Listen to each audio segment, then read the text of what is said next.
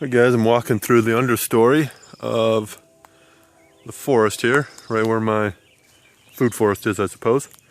I wanted to comment about the foxglove. So this is, I guess it gets shade or sun when the sun is up in the sky, but you know, a lot of the times it only gets a little bit of sun because of the giant maple tree above it. But let's walk through here and see what we got. We've got my original orchard here. Apples and cherries and whatnot. My peach trees are, geez, and nectarines, they look like they're about to die. But the other things, the apples are doing great. They've always done well. My pear trees do well. They're the biggest trees actually, but they tend not to produce fruit for some reason. They've never flowered. They are 7 years old. So this is the food forest area I'm walking down into. You can see all the foxglove scattered throughout there.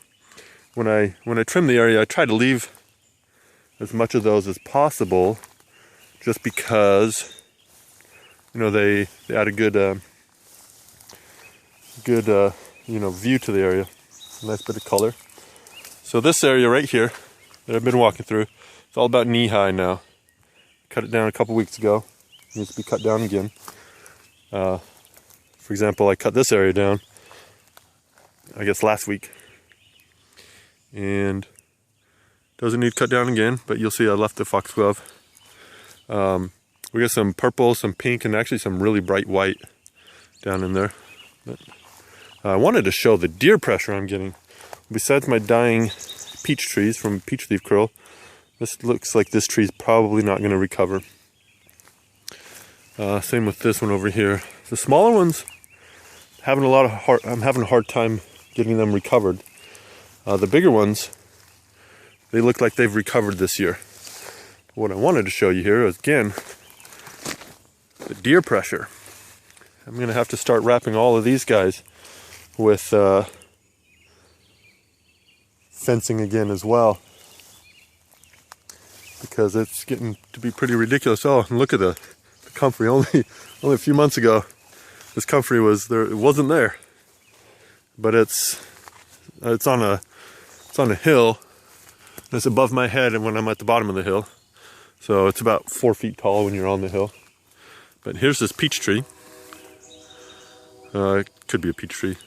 Anyways, it's doing great. And at one point, it was completely afflicted with leaf curl. Let's see what kind that is.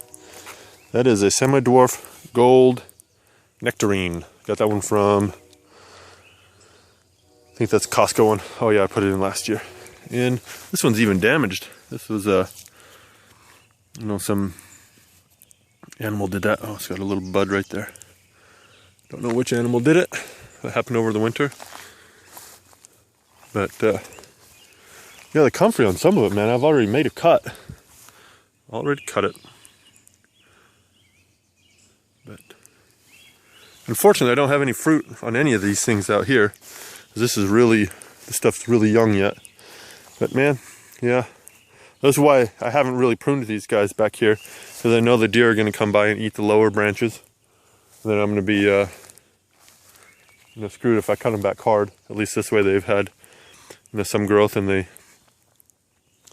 we'll have some more.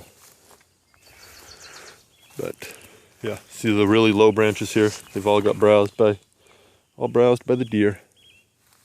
And the taller ones, they seem to stay away from because they're too short. So I'm gonna take a bunch of these cuttings here in a bit and try to germinate them all. I'm gonna do it after I'm headed out of town at the end of the month for a week. I'm gonna do it after that so that I can at least be here to water them when they need. Here's one of my black locusts. These are the best growing trees on my property by far, besides the alder and maple, I suppose. But got a bunch of blueberries. I'm excited about that. So I'll get about that many blueberries off about 30 bushes, I think. So it'll add up. This plum tree last year had tons of plums on it until the deer came by and ate them all. And then this year it didn't flower as much. And